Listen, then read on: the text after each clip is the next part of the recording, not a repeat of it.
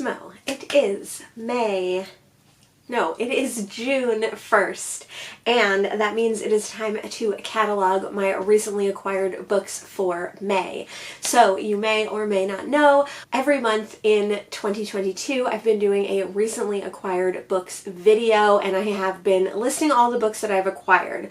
I also list these books on a spreadsheet that I have on my computer, and in that spreadsheet I put when I got the book, what day I got it, where I got it, if I paid money for it, if I paid money for it, how much I paid, and I keep a running total of how many books I acquired per month, how much money I spent per month, which books I read from all these recently acquired books in which months. I think that's it, really. I do also like to note, like, if it's a translated work or if it's an NYRB book. So I have quite a few books, not as many as April. April was by far the most books that I acquired so far in 2022, and I was a little worried that May was going to be similar because in May I went to one of my favorite rummage sales, the VNA rummage sale in Far Hills, New Jersey, and they always have a huge section of books, and I always end up buying a ton of books there. I did buy a ton of books there, but not as many as I could have bought, and still didn't even touch how many books I acquired in April. So first off, I wanted to start with a book that I actually didn't acquire in May, but I got from a little free library, and I'm pretty sure I got it in 2022, but I think somehow it missed my spreadsheet, and also somehow I think it missed being in a recently acquired books. If you remember this book from my recently acquired books, and I just can't remember it, let me know. I didn't go back and look. That book is Modern Lovers by Emma Straub. Emma Straub owns a bookstore in Brooklyn called Books Are Magic, which I've been to once. It makes me happy that it's there. I've never read any Emma Straub, but I did serve her a couple times when I used to work in Brooklyn. I would like to read her work. I think it's very millennial fiction, even if it's not millennial fiction. Like this book, I think, is about two older people who had a relationship when they were younger, but drifted apart, and now they are getting back into a relationship. I don't think it's necessarily a romance,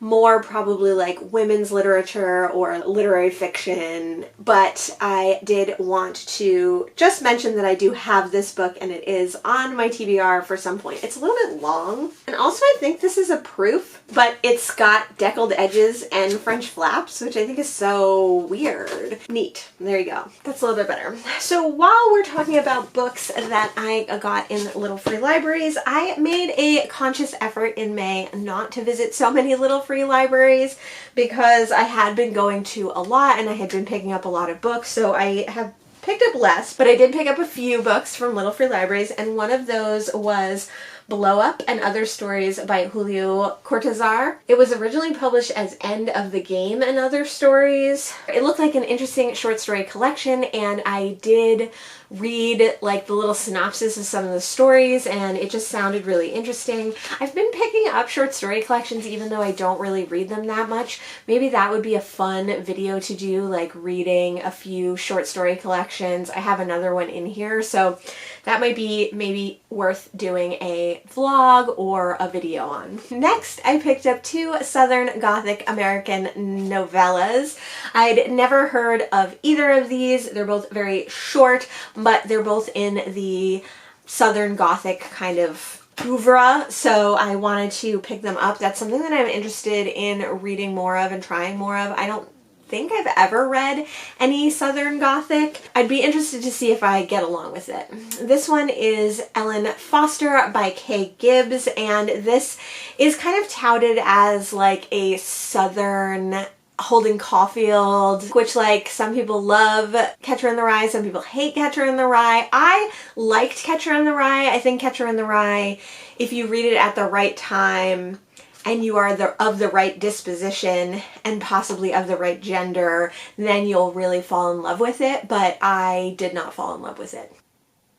Do you hear the drum? I can hear my voice reverberating off the drum, and it's kind of annoying. Interested to read this one. And then I also found The Ballad of the Sad Cafe and Other Stories by Carson McCullers. Carson McCullers is a very well-known Southern Gothic writer, and I've never read any of their work, but with the name like Ballad of the Sad Cafe, I had to pick this one up. I also bought quite a few books this month at bookstores, Goodwills, and the Restore, both in my town and one nearby. One of those was The House Uptown by Melissa Ginsberg. I was so excited to get this because I had just watched Mercedes do a video where she read this, and I don't think she loved it actually, but it had like a ton of buzzwords. It was queer, it's set in New Orleans, so I couldn't believe it that like one day later I found this book in a Restore and I picked it up immediately. A book that I picked up from the Asbury Park Book Cooperative was Hobbstown, The Forgotten Legacy of a Unique African American Community. This book was on their dollar used shelf, and it sounded really interesting because it's about a town that was founded and governed by African Americans, by Black people in New Jersey, and you can still go visit kind of the remnants of this town, but it just sounded like a really interesting idea of a utopian community in New Jersey. And I feel like Jersey is a little bit known for being a place where people tried out those things, or at least there are lots of kind of municipalities that had arisen in New Jersey that could have been classified as utopian or could have been seen as utopian. Usually it didn't work out, but it's just an interesting idea to me that New Jersey was a free enough place that people felt able to do that, but also how now bogged down in politics it is, and I'm just really interested to read this book. At my local library book sale, which they have going on all the time, they also have a free shelf at the Asbury Park Library, which is cool. There's not usually very many good things at the free shelf. I have found some good ones, but I got Swoop and Other Stories by P.G. Wodehouse, edited by David A. Jasson, at their 25-cent table, and it's an old library copy. It's just different stories from P.G. Wodehouse. I just thought it was a good one to have on hand. At that same 25-cent table, I got Racing Justice, Engendering Power, Essays on Anita Hill, Clarence Thomas, and the Construction of Social Reality. This is a essay collection edited by Toni Morrison and introduced by Toni Morrison as well. And this was an annotated copy that somebody probably used in college. This was compiled in 1992, so definitely, you know, probably a little bit dated, but I thought it would be interesting to read some of these essays, and I've picked up a couple of essays on Black Americans recently, and I'd be interested to just read through a bunch of these. At the Restore in town, I got The Bermuda Triangle, An Incredible Saga of Unexplained Disappearances by Charles Berlitz. Now, I love Bermuda. I visited Bermuda once, and I think about it often. I'd really like to go back there. It's a very interesting island with definitely, you know, a history similar to a lot of the Caribbean islands. It's the northernmost Caribbean island, and it's one of the smaller Caribbean islands. It's 22 miles long and only a mile wide. And the Bermuda Triangle is this fairly small patch of land between South Carolina, Bermuda, and some other point. I can't remember, but all these ships and people and planes and different things have disappeared in those waters. So it is known as like a mystical place, as a mythical place. It is known as a dangerous place. But Bermuda itself is so calm in a lot of ways. So it's an interesting like dichotomy between these two ideas. Now, Bermuda was founded as a penal colony, and lots of people were imprisoned there, and there were lots of slaves, and there's a long history of racism and colonialism and everything else. So maybe the Bermuda Triangle is just some karma from that, and maybe this book says something about that, but somehow I doubt it. But it was just seemed like a really cool book. It's quite short. It also has deckled edges, and I thought I would pick it up. At the Salvation Army, I got Defense of an Other by Grace Mead. This is a, I think, self-published work or indie published work about a lawyer It's also set in New Orleans, and I think it's about a lawyer who is then put on trial, maybe, or something happens, but it is written by a trans author who is a lawyer, so I think it'll be an interesting political court drama thriller. At a different restore in Freehold, New Jersey, I got Natsu Koronos Out. This is a Japanese horror novel, and a lot of people really like this one. This is also one that you see in a lot of backgrounds of booktubers. So for a really long time, you always saw it in Simon Savage's videos, but he just changed his layout so you can't see it. This is an incredibly beat up copy. It's very water damaged. It's very well loved, and it's very long, so I don't know when I'll get to it, but it is a pretty beloved booktube horror, so I think I'm glad I picked it up. The last book that I got not from the Far Hills rummage sale is Time to Be Earnest, a fragment of an autobiography by P.D. James. I had never even seen this P.D. James book, but I knew that she did write an autobiography. She has a couple of nonfictions. I think she has another memoir, and she has a true crime book that I also have. I love P.D. James. She's one of my all-time favorite cozy mystery writers. I love her mystery series featuring Adam Dalgleish. So I always pick up her books when I see them, and I definitely want to read her fragment of an autobiography.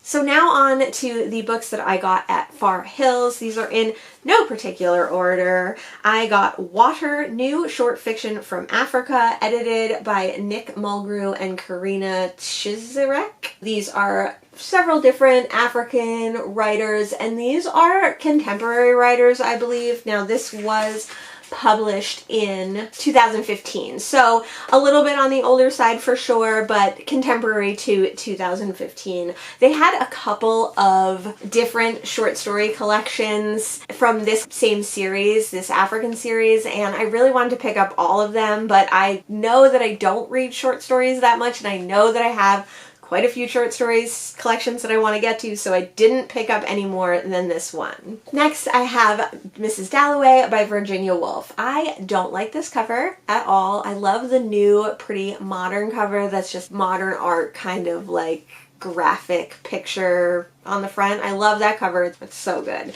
But Mrs. Dalloway is a classic. I've never read any Virginia Woolf. Mrs. Dalloway is about Mrs. Dalloway and takes place all over one day. Some people love it. Some people hate it. It has a weird style of writing from what I can pick up.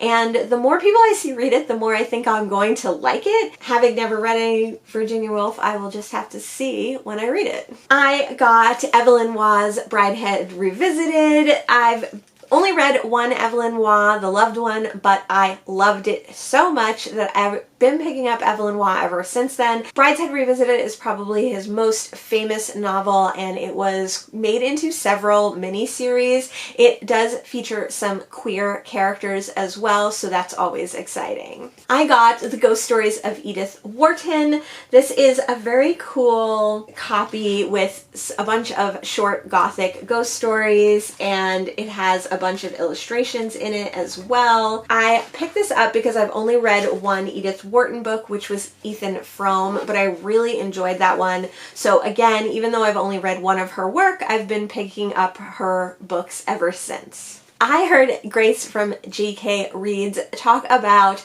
The Sea by John Banville, and it sounded really interesting. She really loved it. She was surprised that she loved it. This is, again, a kind of quiet, cradle-to-grave story of a man. It's nothing amazing or fantastic happens in his life. It just sounded like a story that I'm really going to like. I wasn't sure if I was going to pick up Annihilation by Jeff Vandermeer because I've heard a lot about this. I've never seen the movie. My husband has seen the movie, I think, but he's never read the book, and I asked him if we should get it, and he was like, sure, maybe I'll read that. It is kind of a well-known sci-fi now, and I think it has something to do with aliens or like a wormhole or something like that. I'm not entirely sure. I just saw Matthew Sharapa talk about another Vandermeer book, though, and that made me really want to read that one, which had something to do with mushroom people. So I'm excited to get to this one too. This is by far Vandermeer's most well-known work, and it's one of a trilogy. I had never heard of the Chronolus by Robert Charles Wilson, and I can't remember what it's about. I could read the back again, I guess, but I remember reading the back while I was in the tent at Far Hills, and it just sounded interesting, so I grabbed it. I've seen Mr. Parumba's 24-Hour Bookstore, a novel by Robin Sloan, at used places, and I never picked it up, but for some reason at the Far Hills rummage sale I decided to go ahead and get it. I've heard very mixed reviews about this, but I think a couple of days before the sale I had seen someone review it, and I think they didn't like it, but the way they described it made me think that I might. Another book that I got that I know nothing about from the Far Hills rummage sale is The Quantum Thief by Hannu Rajaniemi, who is a Finnish author, and this one just seemed kind of like a steampunky, futuristic, sci-fi, you know, whatever, maybe possibly YA, or I don't know why I picked this up actually.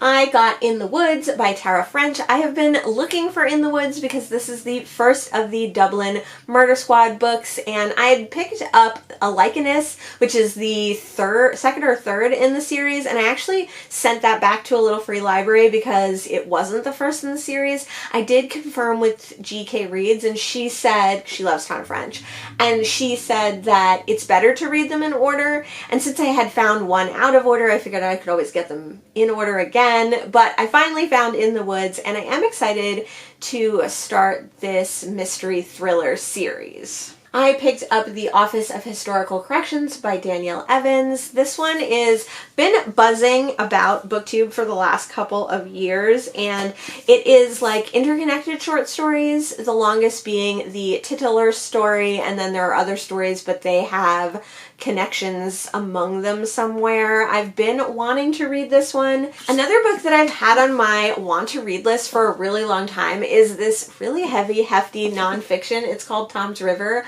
A Story of Science and Salvation, and it is about a river in New Jersey called Tom's River, and there's also a town called Tom's River. My dad was the president of the Tom's River Chess Club for quite a while. He is recently retired from that role, but this is about some medical, scientific waste event that happened there and why it was important and why no one knows about it. It seems really dry and really academic. I still want to read it. I know you're not supposed to buy proof copies, but at the Far Hills Rummage Sale, which does benefit the VNA, the Visiting Nurse Association of New Jersey, so I feel like it's okay, I got a copy of Nina Gramont's The Christie Affair. This one's definitely been buzzy on BookTube, and it is about Agatha Christie's disappearance, and it is told from Agatha Christie's husband's mistress, and it is fiction, so no one actually knows what happened when Agatha Christie disappeared for 11 days, but this is a fictional, possible idea of what may have happened. I got 2 of these super cute little British Library crime classics. I love these books. I think they're so cute, and I like that they are republishing or were republishing classic crime novels by various authors. I have Death Makes a Profit by John Bood. I had also read another book by John Bood in the same series, which I did actually like, but was quite a dry Golden Age mystery. So let's see what Death Makes a Profit is about. And also I got The Murder Underground by Mavis Doral Hay. This one is about a murder that takes place in the London Underground. Again, love these little books. I got Yoko Ogawa's Revenge. This is a book that is interwoven short stories or a novel made of short stories. I've only read one Yoko Ogawa book, which was The Housekeeper and the Professor, and I really liked that one, so I'm willing to pick up all Yoko Ogawa books from now on. I also picked up a classic, Graham Greene's The Power and the Glory. This was a really interesting, like, cockfighting cover, very strange. I love Graham Greene. I've read a few of his novels that I've really enjoyed, and I always pick up his work when I see it. Then I got The Souls of Black Folk by W.E.D. Du Bois. This one is kind of having a resurgence because The Love Songs of W.E.D. Du Bois, which is a fictional novel that came out last year, was up for potentially the Pulitzer, and I think it was up for another, oh, it might be up for like the National Book Award or something. I do want to read some of E.D. Du Bois' actual work. This is essays that Du Bois wrote, and it says, what emerges is a manifesto calling for a new class of African-American intellectuals and a transcendent program for change. So that sounds right up my alley. And then I did get 2 Agatha Christie books, some paperbacks for my collection. I got Murder at the Vicarage, which I have already read. This is the first in the Miss Marple series, and I really enjoyed this one. I read it on audio. Richard E. Grant read it, and I highly recommend that. It was awesome. And then I also got Mr. Parker Pym Detective, which I've never heard of. I just love these covers. I have a collection of mass market paperbacks of Christie, and I have a few in this particular series, which I really like. They have sprayed edges. Actually, there's 2 more. I picked up from a little free library V.S. Naipaul's The Mystic Masseur. He was the winner of the Nobel Prize in Literature. Not for this novel. I've never heard of this book, but this is his first novel. He was a Caribbean author. I've heard Books Are My Social Life say that he's not necessarily where you want to start, but it is worth reading his work as a kind of classic, modern classic. I also got this cool book called Reform Movements in American History, the Civil Rights Movement, Striving for Justice by Tim McNeice. I picked this one up. It's like a children's book, kind of, or a young adult book, but it's definitely made for younger readers. And it has all these chapters of important moments in the civil rights movement. And since we're not really taught about civil rights, the civil rights movement in the US, I was homeschooled and I was taught in an alternative school. I certainly didn't learn anything about that. I have done my own research and I have read many books about it now, but I picked this up because I thought it would be a quick and easy book to just kind of read through, get an idea for the overview of the civil rights movement in the US, and then be able to pick out moments that I could further research, because I've read books on moments, but seeing it all as a whole and having a more firm timeline for it is not something that I'm really familiar with. So I really wanted to read this through